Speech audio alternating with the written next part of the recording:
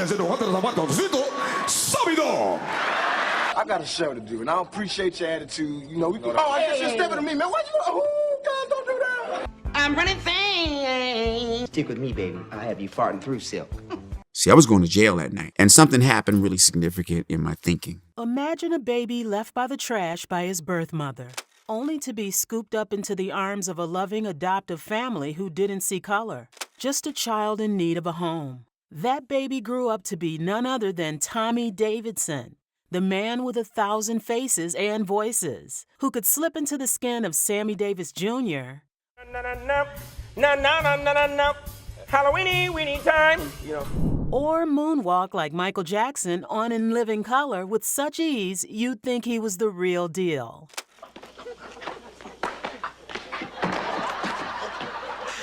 But here's the kicker. Tommy Davidson vanished from the spotlight as suddenly as he appeared. What happened to the man who made us laugh until our sides hurt?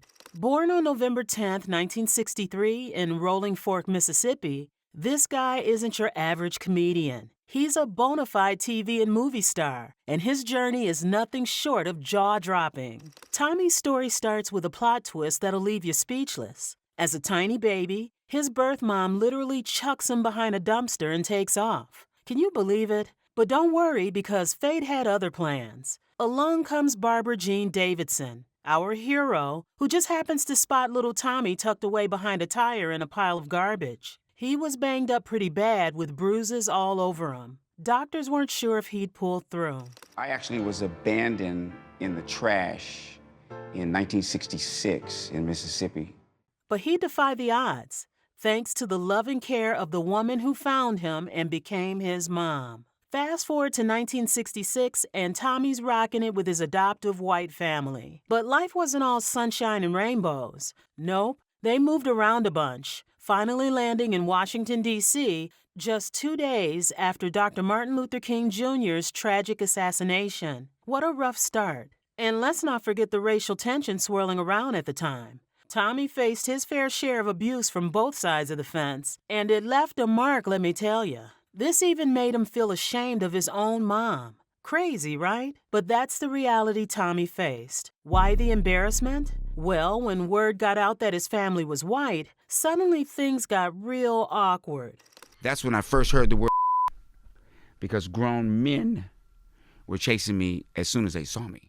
People started side-eyeing him, questioning his blackness like it was up for debate. Some even had the audacity to claim he wasn't even on the black spectrum. And let's not forget the relentless bullying he endured because of it. I had to fight 6 and 7 black girls all the time because all of them decided they were going to whip my sister ass for no reason.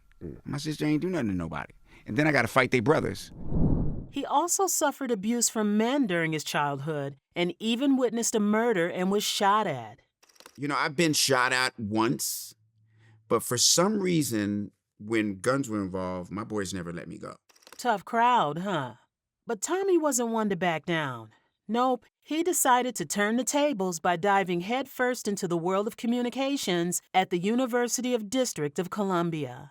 Then he entered the stand-up comedy scene in 1984, all thanks to a little push from a childhood buddy who convinced him to grab the mic at the Penthouse Strip Club in Parkview, Washington, D.C. From there, it was like a comedy whirlwind tearing through the Washington metropolitan region, Baltimore, and Philadelphia. Tommy was everywhere, cracking jokes and winning hearts. Before long, he was rubbing shoulders with the big shots like Luther Vandross and Patti LaBelle, warming up the crowd as their opening act. But Tommy had his sights set higher, so he packed his bags and headed west to the land of glitz and glam, Los Angeles. And guess who he bumped into there? None other than Keenan Ivory Wayans, the brains behind the iconic In Living Color. Talk about fate. He said this about Keenan. There's anybody that you work with at a job that you like all the time.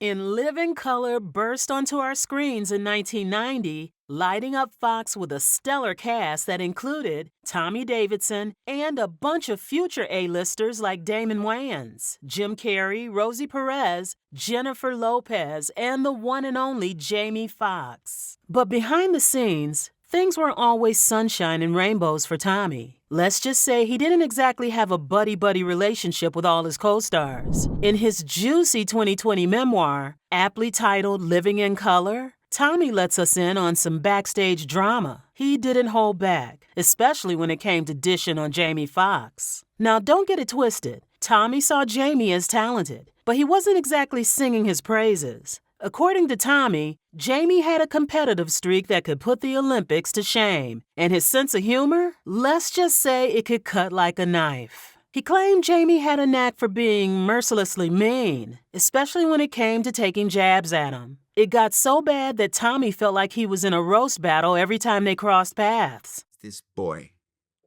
for what he brought out of me. He didn't speak to me before the book came out. I mean, he did. He said hi and stuff like that, but we were never really like that. Apparently, Jamie's behavior might have been to impress the show's creator, Keenen Ivory Wayans. Why? Well, we're not exactly sure. Their rocky relationship hit its peak during the filming of the 1997 flick Booty Call. Tommy revealed that the tension was very thick on set. Jamie was on a mission to steal the spotlight in every scene, leaving him feeling like he was playing second fiddle. Things even got physical during a heated basketball game, with Tommy and Jamie almost throwing down right then and there. Where I could have kicked Spike in his back, or I could have hit I could hit him in his nose. But looks like Tommy wasn't just butting heads with Jamie. J-Lo was in the mix too. Seems like the J Crew had something against him, huh? How you did it, man? Right. I study, like. So you had the numbers when you was on working on Living Color, and then all of a sudden they become something else. Tommy spilled the beans, claiming he started dodging his former In Living Color castmate Jennifer Lopez after feeling like he was getting the short end of the stick one too many times. Now, Tommy wasn't losing sleep over it or anything, but what really grinded his gears was when he crossed paths with J-Lo back when she was just a dancer trying to make it big. He bumped into her at the upfront, alongside none other than Danny DeVito. He couldn't help but gush over her rise to fame, thinking they were old pals catching up. But instead of a warm reunion, J-Lo brushed him off like yesterday's news, leaving Tommy feeling like chopped liver. Ouch. Because he brought her in my trailer while I was doing a movie, and I was like, what is that? That's Jennifer Lopez over there. You don't know her, right? I'm like, yeah, I know her. And there she is. And I go, Jennifer, what's up? And she goes, hey. So that was like the last. Despite feeling slighted, Tommy didn't make a scene. He simply decided to steer clear of J-Lo from that day forward. Now, Tommy's not one to dwell on negativity, but being treated like that didn't sit right with him. He's not sure how their conversation will go down, but one thing's for sure. He's steering clear of any more uncomfortable encounters. After all, who likes feeling invisible? Not Tommy. That's for sure.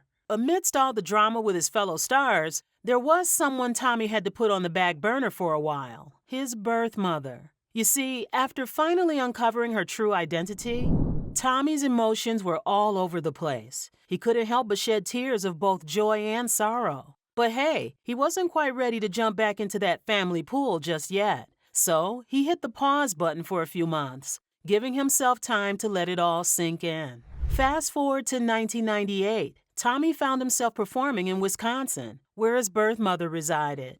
Feeling a mix of nerves and anticipation, he extended an invitation to her and her family to attend his show. The reunion, he describes, was like stepping into another dimension, a surreal experience that left him dealing with conflicting emotions. My birth mother came, and my wife was freaking out. I don't want her to come over here. Now she back in the picture and all this. Sure, it wasn't all rainbows and butterflies. Tommy struggled to fully embrace her as mom. But you know what? He didn't let that stop him from diving into some deep chats. And boy, did he learn a thing or two. Turns out, his mom had her own battles. Addiction, a messy past, the whole shebang. But despite it all, Tommy found it in his heart to forgive her. Why? How? She literally abandoned him. Well, this was easy for Tommy because he knew that feeling all too well. Believe it or not, he once battled a drug addiction himself. Yup, even the funniest guys have their dark days. Tommy's struggles affected him so badly that it even seeped into his first marriage to Desiree Davidson. In fact, Keenen Ivory Wayans and the gang had to stage a bit of an intervention, nudging him to get some help. Everybody put me to the side and said, hey, man, You better watch out. You better be careful. But you know what they say, hitting rock bottom can sometimes be the wake-up call you need. And for Tommy, it was a chance to admit that he couldn't do it alone. He had to face his demons head on and seek help to kick that addiction to the curb. And kick it he did. Tommy got clean, and sure, he's just one of many celebs who've battled addiction, but that doesn't make his victory any less inspiring. Flash forward to today, and Tommy's still kicking butt in showbiz. Sure, he might not be popping up on every Hollywood radar, but trust me, he's still in the game. Now, before we wrap things up, let me hit you with this juicy tidbit. We all know Will Smith's got a bit of a reputation for being fiercely protective of his woman, Jada Pinkett Smith. Or is she? We still don't know. We can all remember the keep my wife's name out your bleat mouth at the 2022 Oscars, right? But did you know there was some drama brewing way back in '98 between them? Yup, according to Tommy, things got a little heated between him and Big Willie himself when he was filming with Jada in the romantic comedy flick Woo. Tommy spilled the tea, revealing that during the filming of the movie, he found himself in a bit of a pickle after planning a kiss on Jada for the ending scene. I didn't find out till years later why he wanted to kind of fight me. So he came into the trailer where me and Jada were, and he said, I don't appreciate that, man. Turns out, Will wasn't too thrilled about it, like, at all. So what did Tommy do? He mustered up the courage to ask Will to step outside for a chat. But Jada put an end to that real quick. Talk about putting out the fire before it even starts. But Tommy didn't even get to know the real reason why Will was mad until just a few years ago. As we wrap up this whirlwind journey through Tommy Davidson's life, let's shine a spotlight on his present-day joys and accomplishments. Currently, Tommy is happily married to Amanda Moore. The two lovebirds tied the knot in 2015, marking the beginning of a beautiful chapter filled with love, laughter, and companionship. Their family is blessed with two wonderful kids, Isaiah and Jillian Davidson. But that's not all. Tommy is now 60. Can you imagine that?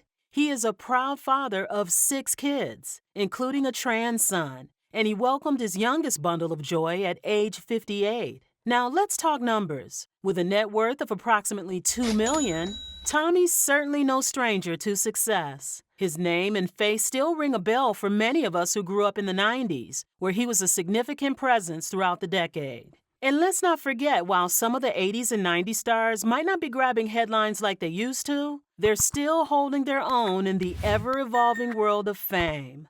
It's like they say, once a star, always a star.